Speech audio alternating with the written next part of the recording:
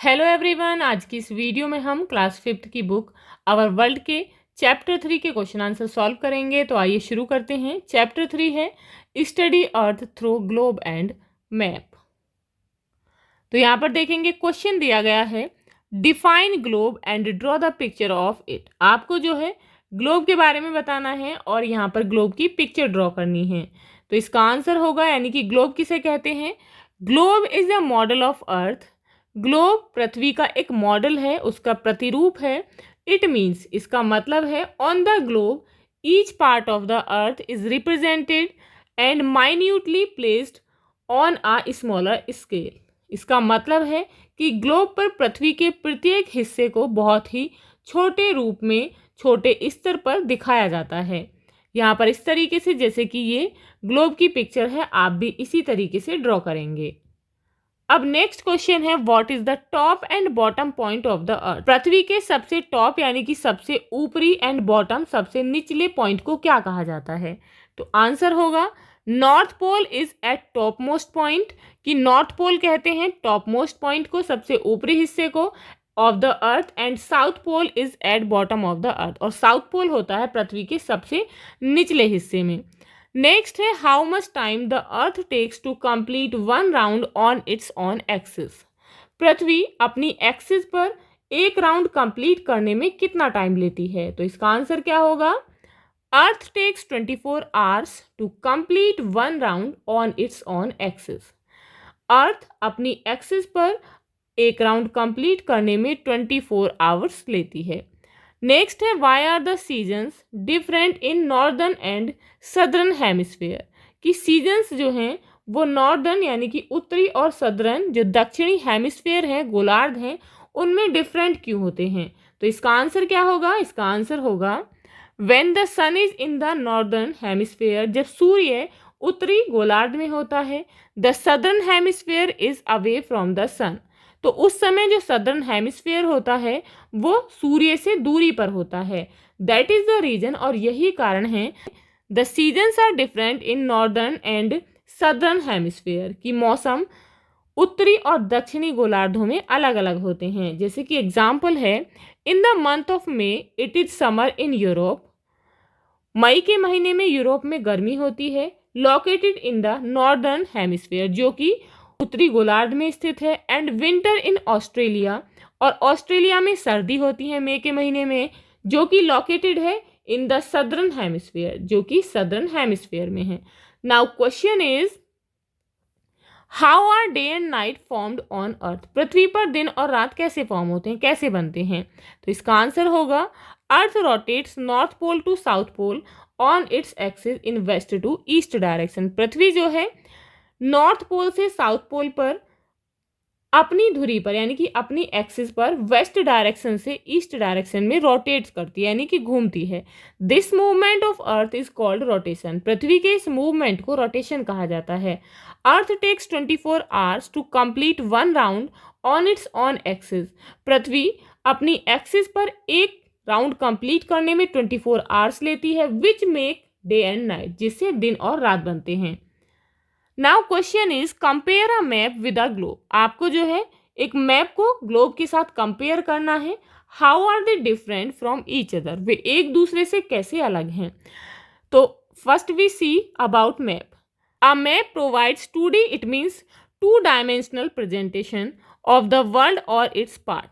एक मैप जो है वर्ल्ड और इसके पार्ट्स की 2D डायमेंशनल प्रेजेंटेशन है। इट मीन्स हम एक मैप पर, जैसे कि एक पेपर पर, एक समतल पेपर पर वर्ल्ड या फिर इसके पार्ट्स को शो कर सकते हैं। But in globe, the globe provides 3D, यानी कि 3 dimensional presentation of the entire world. Globe जो है वो इस वर्ल्ड की 3D डायमेंशनल प्रेजेंटेशन है। इट मीन्स इसमें जो पृथ्वी के हिस्से होते हैं ग्लोब पर वो उभरे हुए होते हैं। ए मैप रिप्रेजेंट्स ईदर होल और अ पार्ट ऑफ द अर्थ। एक मैप जो है या तो संपूर्ण या फिर पृथ्वी के किसी एक हिस्से को रिप्रेजेंट करता है। But in globe, the globe can only represent entire earth. Globe केवल संपूर्ण यानी कि सारी पृथ्वी को ही रिप्रेजेंट कर सकता है।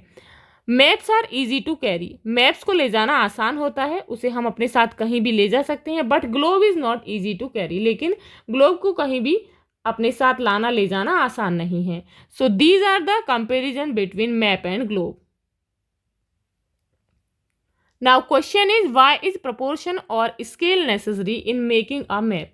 एक मैप को बनाने के लिए क्यों प्रपोर्शन और स्केल्स आवश्यक होते हैं? तो आंसर होगा a very large part of the earth can not be shown on the map. पृथ्वी का बहुत बड़ा हिस्सा हम मैप पर नहीं दिखा सकते। So every part of it is measured on the map, इसीलिए इसके प्रत्येक पार्ट को मैप पर मेजर यानी कि इसे नापा जाता है एंड सोन एज स्मॉल, और इसे छोटे रूप में दिखाया जाता है। Every part of the earth is shown in the map by reducing it in the same proportion. पृथ्वी के प्रत्येक पार्ट को सेम प्रोपोर्शन में घटाकर मैप पर दिखाया जाता है। So scale is necessary in making a map, इसीलिए एक मैप को बनाने के लिए स्केल जरूरी है। टू मेंटेन, क्या बनाए रखने के लिए? The distance between two places remain proportional to the actual distance, ताकि उनके बीच की जो एक्चुअल डिस्टेंस है वो समान रहे। Now read the following sentences and mark the right और रॉन्ग। यहाँ पर आपको सेंटेंसेस को पढ़ना है और जो सही है उसके लिए राइट मार्क करना है और जो गलत है वहाँ पर आपको रॉन्ग मार्क करना है। First is earth revolves around the sun in 1 year. पृथ्वी सूर्य के चारों तरफ चक्कर लगाने में 1 वर्ष लगाती है, तो बिल्कुल सही है।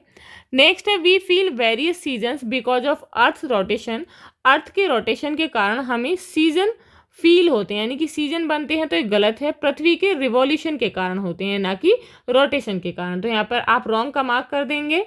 नेक्स्ट है equator is an imaginary line. Equator जो है एक इमेजिनरी यानी कि काल्पनिक रेखा है that divide the earth into 2 equal parts, जो कि पृथ्वी को 2 बराबर भागों में बांटती है, तो बिल्कुल करेक्ट है, राइट है। नेक्स्ट है commander Robert Peary from the American navy was the second person to reach north pole on 16 April 1999। Commander Robert Peary जो कि अमेरिकन नेवी से थे, वो 6 अप्रैल 1999 में नॉर्थ पोल पर पहुंचने वाले दूसरे व्यक्ति थे, तो ये गलत है क्योंकि वह पहले व्यक्ति थे जो कि नॉर्थ पोल पर 6 अप्रैल 1999 में पहुंचे थे, तो यहाँ पर आप रॉन्ग मार्क करेंगे। Now fill in the blanks, यहाँ पर आपको ब्लैंक्स फिल करने हैं। First is earth revolves from direction. पृथ्वी जो है किस डायरेक्शन से किस डायरेक्शन में घूमती है, तो किस डायरेक्शन से घूमती है? वेस्ट टू ईस्ट, यानी कि पश्चिम से पूर्व की ओर।